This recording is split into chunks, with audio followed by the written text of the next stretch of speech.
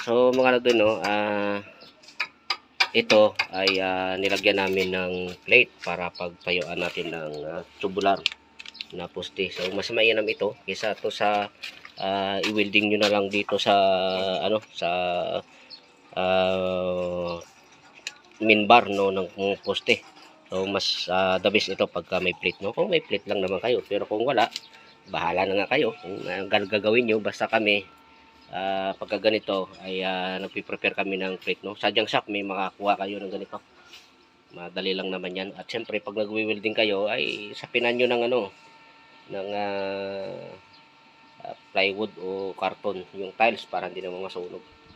Okay na dyan. Yung ground dyan konektado naman, pwede mo na ito i-welding. Yung karton na lang ilipat mo. At syempre ililibel din muna yan para hindi na tayo mahirapan tayo nitong ating poste kung nakalibil yung plate natin. Dahil manipis lang yung tubular, no. At kung hindi nakalibil yung ano ay marami tayong ano, mabubugbog yung bakal sa kakahabol natin ng malaking siwang. So ililibil muna bago i-conweld. Mga ano din, no, dito kasi sa ginagawa natin ay naka tiles na, no, at iniwasan natin na malaglagan ng malalaking baga kapag welding yung ginamit natin sapagkat ng mga sobrang parlina.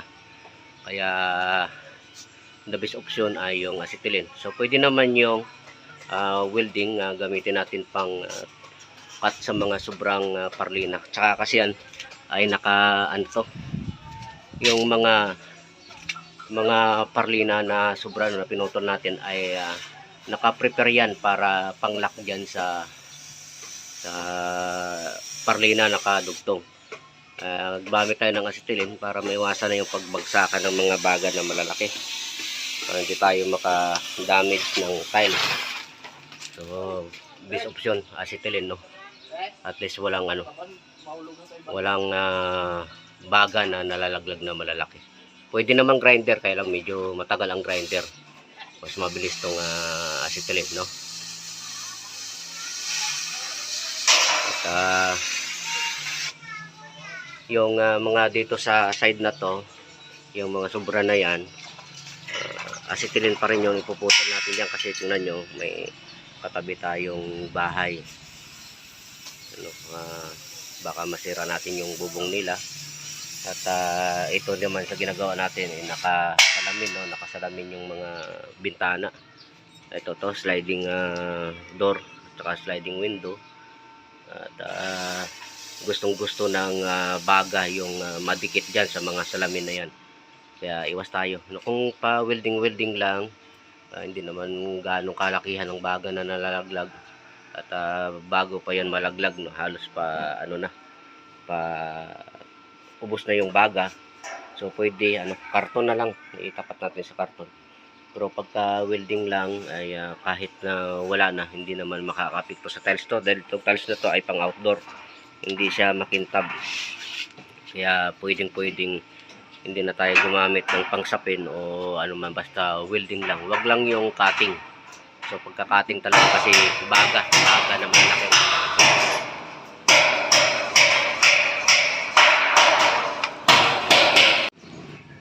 So yung nilalagay ni Reggie ay ano yan, bracket ng ating sanipa. So nakabara yan, naka-level ng kapantay ng mga parlina natin, no, para pagka nilagay natin yung sanipa ay kapantay ng mga parlina, para yung yero ay hindi mabali.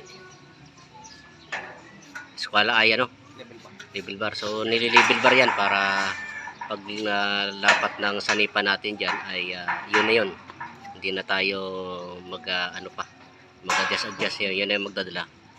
So yan ay ipapatong na lang natin yan pag lagay natin ng sanipa dyan, patong na lang, sabit na lang natin.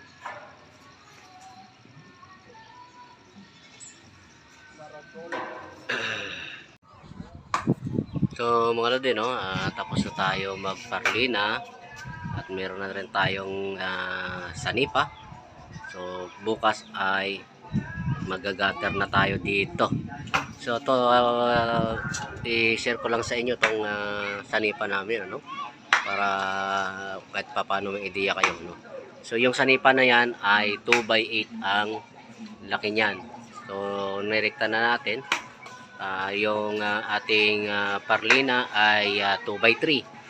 So nakaangat yan ng 3 inches.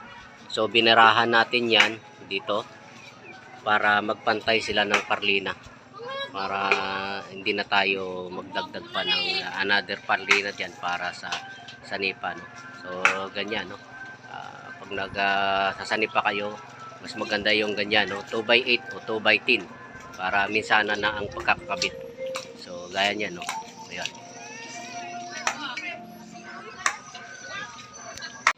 So dito mga lodoy, no, bahagi ko lang sa inyo yung paano kami mag-lock ng parlina. So ayan, no. So yan, no, naka-yapos, no, sa bawat isa para wala siyang kawala. So yan, di na tayo naglalagay ng parling connector. So kung may parling connector, so dito lang. Ayan. Pero parling connector yan. So ayan, yung parling connector natin. Yun. Pero pagdating dito sa ating hip truss, ay hindi na tayo naglalagay ng parling connector dahil wala tayong mapaglagyan, no, alanganin, no. Naka-paeskwala kasi pag ganun. Kaya ito na lang, nilalak na lang yung parlina bawat isa. Dito sa likod ay nakalak din yan para wala siyang kawala. So dito mga ano din, no, napakahalaga na pantay yung haba ng bawat trusses nyo para pag naglatag kayo ng parlina ay lapat, no. So tingnan nyo, no, lapat na lapat. So yung sinasabi ko na kapag hindi kayo nag-compute o hula-hula na lang ang nangyari, yan, ito malamang hindi nyo makuha yung eskwala nito. So ito yung spacing nito dito ng parlina, bawat spacing niyan ay parehas din ang spacing dito sa kabila. So sa kabila ganun din, no, pare-parehas ang spacing niyan. So, ibig sabihin ay eskwalado yung ating bubong, no. At napakahalaga yan na dapat kung 4 agwa ay dapat pantay na pantay yung ang inyong mga trusses, no. So tingnan nyo, lapat yan, lapat. Mga lodi, no, kapag tubular ang gamit nyo, napakahalaga na takpan nyo. So gaya nito, may takip. So, napakahalaga niyan para hindi tayo pasukan ng tubig. So, kasi habang wala pa itong bubong ay pag umulan ay kung walang takip yan, papasukin ng tubig yan, at pagka ganun ay yun na, tapos na, no. Kakalawangin na sa loob yan. Kaya habang ginagawa nyo ay lagyan nyo ng takip. So lahat yan may takip. So yun, no, may takip doon. So ayan, may takip yung isang poste natin doon. At ito yung nandito sa ibabaw. So ayan, may takip din yan. So lahat ng ano ay nakatakip para nang sa ganon, kung umulan man ay hindi papasukin ng tubig. At isa pa, hindi pagbahayan ng ibon. So yung mga may sanipa na yan ay nakasarado din yan, no. So, kasi pag binahayan ng ibon yan ay tapos na, no. Doon na nagsisimula minsan yung kalawang dahil yung ibon ay minsan basa, papasok dyan. Ayun na, kakalawangin na. So mga lodi, no, bago pa namin iakyat to yung yung ating gutter ay ilalagyan na natin yan ng bulkasil tsaka yung downspout, no. Nandiyan dyan yan at lalagyan na rin ng bulkasil, no. So kaya ganyan ang ginagawa natin dahil maliit lang naman yung paglalagyan natin. Kaya madali nang mahanap kung saan nakapwesto yung downspout. At ito'y dalawang downspout lang ang ilalagay natin, no. Mga bawat sulukan lang. So doon tayo maglalagay ng downspout sa gilid doon sa may pader. Wag dito kasi papangit. Papangit kapag dito pa tayo maglagay ng ano sa labas. So doon sa kanto doon sa loob, sa kabila ganun din.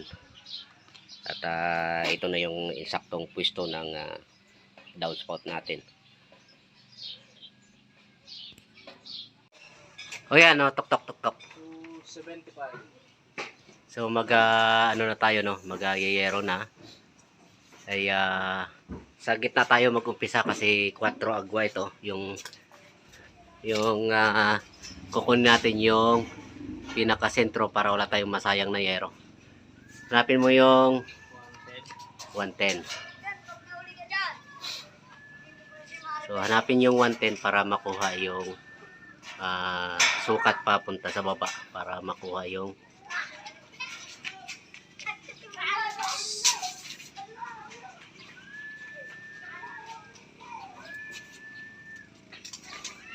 dito kailangan nasa gitna nitong ano ng hip thrust. Yung 110 mo dapat hanapin mo yung 110 nasa gitna ng hip thrust.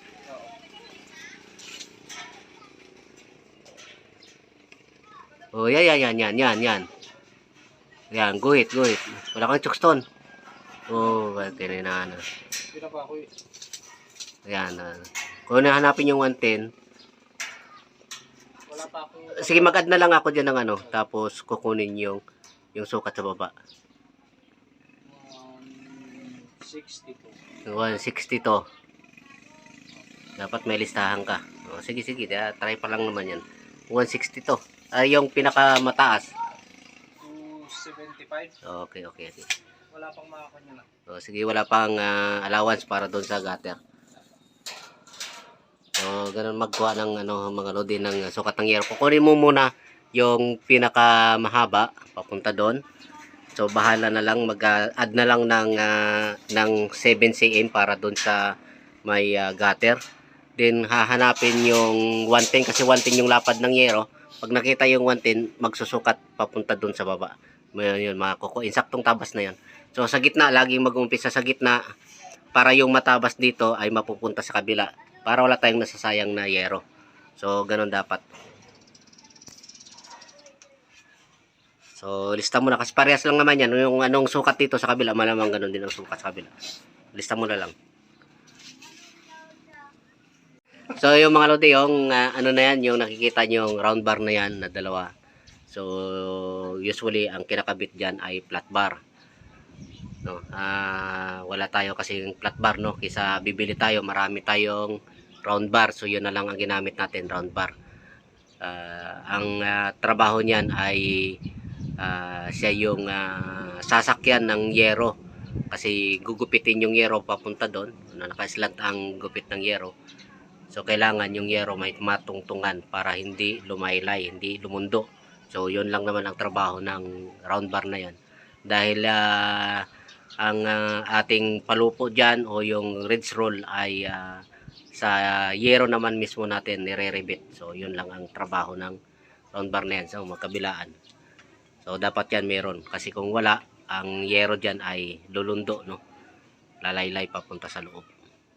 So mga lodi, no, marami nagtatanong kung anong laki ng gutter ang karaniwan na nilalagay, no? Depende sa laki ng sanipa. So meron yung sanipa natin na yan ay 2x8 yan. So 2x8 ang proportion na gutter diyan ay 18 cut. No, pagka 2x10 pwede ang 24 cut. Pero pagka 2x6 dapat 16 cut lang para mas maganda tingnan, no. Ito ang 2x8. Pag nilagyan mo ng 24 cut yan, halos wala nang makikitang sanipa yan. Matatakpan lahat ng gutter. At napakapangit tingnan na nun. So, okay mga lodi, no? Another project na maliit ang natapos natin. At ito ay puro tubular yung ginawa natin, no? Tawag dito sa bubong na to ay 3 agwas, no? Kasi 1, 2, tsaka 3, no? Kaya 3 agwas yung tawag sa ganitong bubong. At pagka tubular, no, na napakalinis ng tubular, no. Kaya lang sa tubular kasi hindi siya pang habang buhay, no. Hindi siya pang matagal. Within 12 to 15 years ay ito nagkakaroon na ng problema. Hindi kagaya ng gilbar. Pero ganun pa man ay marami ang gumagamit at marami ang may gustong materialis na tubular yung ginagamit, no. So actually itong tubular na to ay bago lang, no. Pero dahil nauulanan doon sa baba, kakahintay sa atin ng tayo gagawa, ayan, oh, kinalawang na. So pahabulan na lang nila to ng pintura.